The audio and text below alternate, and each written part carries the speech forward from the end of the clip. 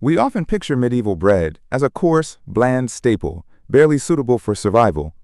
But what if I told you that bakers in the Middle Ages actually perfected techniques that resulted in bread with a longer shelf life, superior nutritional value, and more complex flavors than anything you'll find in today's supermarkets?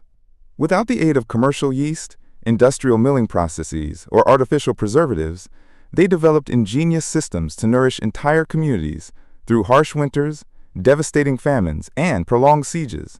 In this video, we'll explore 7 forgotten medieval bread-making methods that have been lost to time, techniques so effective that they could revolutionize your baking today. And stick around for a surprising revelation at the end, revealing why we abandoned bread that was actually better for us. Before we delve into the past, let me ask you this. Have you ever painstakingly baked a loaf of bread from scratch, only to see it become stale or moldy within a matter of days? Or perhaps you've purchased sourdough from an artisan bakery, but found yourself wondering why it never quite lives up to the authentic taste you were expecting. This is because we've lost touch with the fundamental knowledge that medieval bakers considered absolutely essential. If you've ever felt frustrated by modern bread that's either loaded with chemicals or spoils almost immediately, go ahead and hit that like button. It helps the algorithm share this video with others who appreciate and care about real food. Now let's uncover the secrets that history has been concealing. Number 1. Maslin bread, the reliable survival loaf that never failed. Today we tend to categorize bread as either wheat or rye, white or whole grain. But medieval people understood a crucial principle that we've since forgotten. Mixing grains wasn't simply a matter of making do with limited resources. It was a deliberate approach to food science that created bread far superior to single-grain loaves in almost every measurable aspect. Maslin bread combined wheat and rye in varying ratios depending on the season, region, and availability of ingredients, typically falling somewhere between 60/40ths and 50/50. The true brilliance lay not just in blending the grains, but in understanding how they complemented each other at a molecular level. Wheat provided the gluten structure and rise, while rye contributed enzymes that kept the bread moist for extended periods and acids that inhibited mold growth. Together, they created a loaf that modern food scientists are only now beginning to fully appreciate. A study conducted by the University of Helsinki in 2018 analyzed reconstructed medieval Maslin recipes and discovered that these mixed-grain breads retained moisture 40% longer than pure wheat bread and resisted mold growth for up to 3 times longer than modern whole wheat loaves. Even more remarkably, the mixed grains created a more complete amino acid profile, essentially making the bread nutritionally superior. Medieval bakers didn't require sophisticated lab analysis. They knew from generations of observation that a family could survive on Maslin bread and root vegetables throughout an entire winter. Pure wheat bread, despite its prestige, would become stale in just a few days. For those of us who remember a time when food actually lasted without constant refrigeration, this is the kind of bread our great-grandfathers would recognize: dense, substantial, and designed to sustain hard work, a loaf that wouldn't let you down. Modern bakers often pursue artisan wheat loaves that cost a small fortune and go stale by evening. Medieval bakers, on the other hand, created mixed-grain bread that was more affordable, lasted longer, and kept working men adequately fueled. That's not primitive. That's masterful engineering. Number 2. Trencher bread, the edible plate system. Here's a concept that will completely change the way you think about medieval dining. They didn't just bake bread to eat. They baked plates that you could consume after the meal. Trencher bread was a thick, flat loaf made from older grains, baked specifically to be dense and absorbent. It served as your plate throughout the meal, soaking up flavorful juices, gravies, and sauces. By the end of the feast, the bread had transformed into a gravy-soaked, flavor-packed item that was either eaten by the diner or given to the poor. This resulted in zero waste and maximum efficiency. But here's what makes it truly brilliant from a food preservation perspective. Trencher bread was made from day-old dough or older grain that was no longer ideal for standard bread making. Nothing was wasted. The bread was deliberately under-risen and over-baked to create maximum density and absorbency. This wasn't just a clever idea. It was a complete system that transformed potential food waste into a functional dining tool. The baking process involved very little water, heavy pressure during shaping, and long, slow baking at moderate temperatures. The result was bread that could sit out for days without spoiling, could hold hot food without falling apart, and actually improved in flavor as it absorbed the essence of the meal it carried.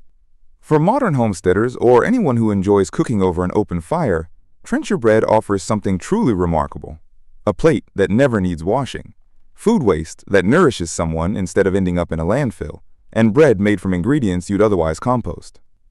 English manor records from the 1300s show that large households baked trenchers in batches of hundreds, storing them for weeks without refrigeration.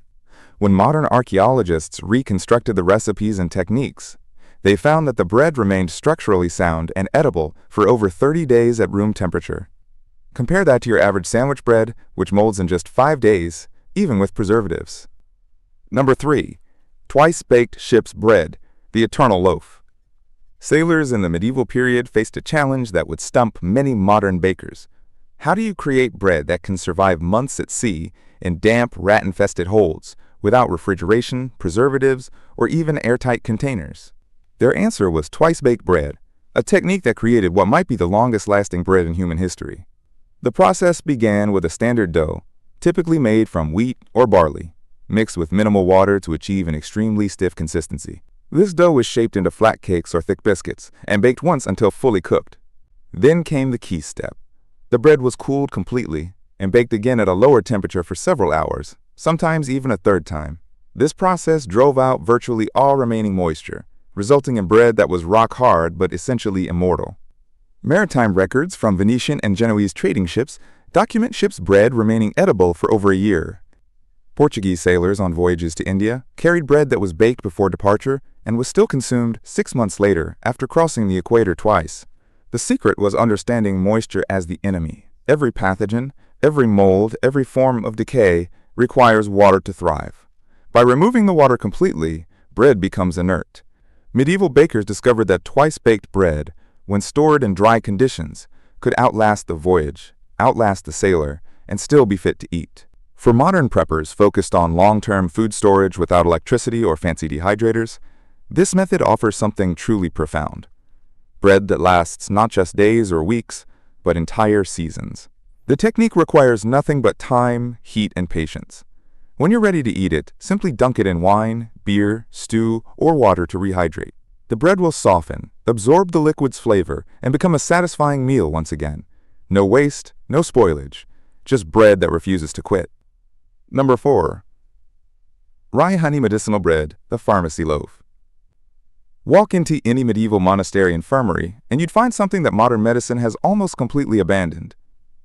Bread baked specifically for healing purposes, not as a mere delivery method for medicine, but as medicine itself. Rye and honey bread combined 2 ingredients that medieval physicians understood to possess powerful antimicrobial and digestive properties. Rye contains compounds that modern research has confirmed reduce inflammation and support gut health. Honey, especially raw honey, is a proven antibacterial agent that inhibits the growth of harmful bacteria while promoting beneficial ones. But the real genius lay in how these ingredients were combined through fermentation. Medieval medicinal bread utilized a long, slow fermentation process, sometimes lasting 3 to 5 days. This allowed naturally occurring lactobacilli to break down the rye's complex starches and create lactic acid, which further enhanced preservation and digestibility. The honey was added late in the process to preserve its antimicrobial properties, which are destroyed by high heat. Monastery records from the 1200s describe specific recipes for various ailments. Bread for digestive complaints included extra honey and fennel seeds. Bread for respiratory issues incorporated ground herbs like thyme and horehound mixed into the dough. Bread for wound recovery was exceptionally dense and rich, designed to sustain patients who couldn't eat solid food. A 2015 study from the University of Hohenheim in Germany analyzed medieval rye honey bread recipes and found that the fermentation process created compounds with measurable anti-inflammatory effects and that the bread supported healthy gut bacteria better than modern whole wheat bread. For individuals with digestive issues that doctors often treat with a simple prescription, this is definitely worth paying attention to. Medieval bakers created bread that didn't just feed you, it helped your body function more effectively. The fermentation process broke down compounds that caused bloating and discomfort. The honey provided sustained energy without causing blood sugar spikes, and the rye delivered fiber and nutrients in a form that your gut could easily process. Number 5. Acorn and chestnut forest bread, the famine insurance. Here's a type of bread that saved entire populations during crop failures, yet modern bakers often treat the key ingredients as if they were inedible. When wheat and rye harvests failed, medieval communities turned to the forest for sustenance. Acorns and chestnuts became flour, and the bread made from them kept people alive when grain-based bread was simply unavailable. Acorn bread required specialized knowledge that's almost extinct today. Raw acorns contain bitter tannins that are toxic in large quantities. Medieval people developed a leaching process that removed the tannins while preserving the nuts. Nutritional value. Acorns were shelled, ground coarsely, and soaked in running water for days, sometimes even weeks. The water was changed repeatedly until the bitterness disappeared. The resulting acorn meal was dried, ground finely, and mixed with whatever grain was available, usually in a 30-70 ratio. Chestnut bread was simpler to make but required different techniques. Chestnuts were dried, ground into flour, and used to create bread that was naturally sweet, dense, and remarkably filling.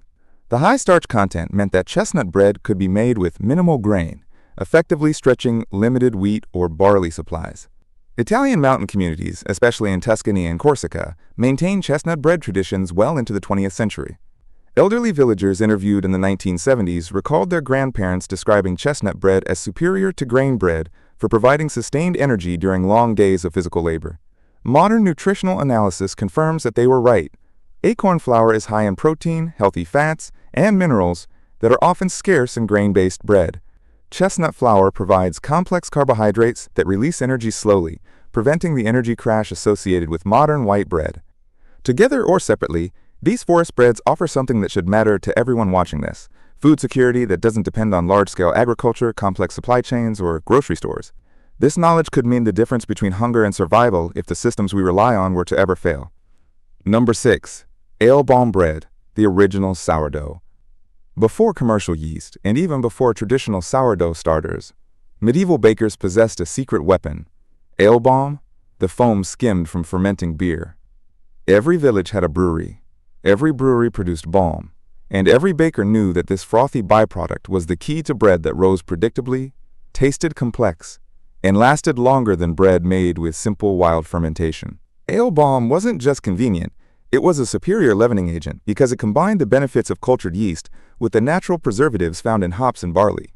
The process was straightforward, but required precise timing.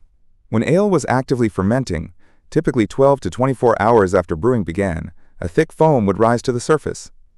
This foam contained millions of active yeast cells that were already fed and multiplying. Bakers would skim this balm, mix it with flour and water, and have dough rising within hours, instead of the days required for wild yeast starters. But here's what made ale balm bread truly special: the hops used in brewing possessed natural antimicrobial properties.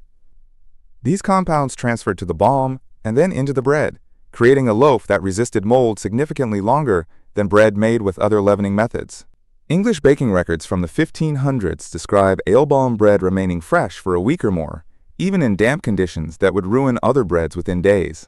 The flavor was distinctly different from modern bread, exhibiting a slightly malty taste with a complexity that came from the barley and hops, and a texture that was both light and substantial. For modern bakers frustrated with the unpredictability of sourdough starters, ale balm offers a forgotten alternative. If you brew beer, you're literally throwing away perfect bread yeast with every batch. Medieval bakers understood that brewing and baking weren't separate crafts. They were two parts of a complete food system where nothing was wasted and everything served multiple purposes. Number 7. Salt preserved dough, the perpetual starter.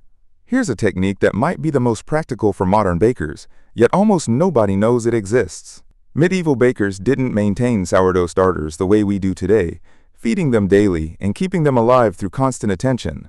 Instead, they preserved the dough itself with salt, creating a leavening culture that could be stored for months and reactivated when needed. The process involved taking a portion of successfully risen dough, mixing it with a significant amount of salt, and storing it in a cool, dark place. The salt prevented the dough from fermenting out of control or spoiling, essentially putting the yeast into hibernation. When you were ready to bake, you would take a piece of this salt-preserved dough, rinse off the excess salt, mix it with fresh flour and water, and let it rise. The yeast would wake up, and within hours, you'd have risen dough ready to bake. Monastery baking records describe this technique as standard practice.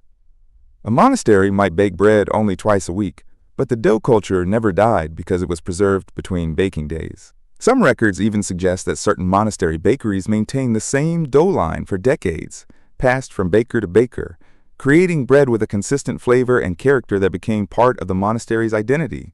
Modern bakers who have reconstructed this technique report that salt-preserved dough creates bread with exceptional flavor depth. The extended preservation time allows enzymes to break down complex starches, creating a sweetness and complexity that you simply can't achieve with quick-rise methods. Before commercial yeast, and even before traditional sourdough starters, medieval bakers had a secret weapon. Make dough when you have the time, preserve it, and use it when you need it. No daily feeding, no guilt when you forget. Just bread making that fits your schedule, not the other way around. But here's the deeper truth that connects all of these methods. Medieval bakers understood bread as part of a complete system, not just an isolated product. Bread was connected to brewing, connected to forest management, connected to medicine, and connected to community welfare. Every technique we've covered today represents knowledge that took generations to develop and mere minutes to abandon when industrial baking promised convenience. We traded resilience for speed, we traded nutrition for shelf-stable packaging, and we traded food that sustained hard-working peasants through brutal winters for bread that's 30% air and 40% preservatives. The question isn't whether medieval bread was better. The evidence is overwhelming that, in most ways that truly matter, it was. The real question is whether we're willing to relearn what we've lost. If you're tired of bread that fails you, if you're ready to learn techniques that actually work, hit that subscribe button. We're going deep on forgotten food knowledge every week. Drop a comment and tell me which of these 7 breads you're going to try first. I read every single one. This isn't just about baking. It's about reclaiming the skills that made men and women self-sufficient. Skills that didn't depend on factories, supply chains, or corporations telling you what to eat. Medieval bakers knew something we're only now remembering. Real bread doesn't need an ingredient list you can't pronounce. It needs knowledge, time, and respect for the craft. And that's exactly what we're bringing.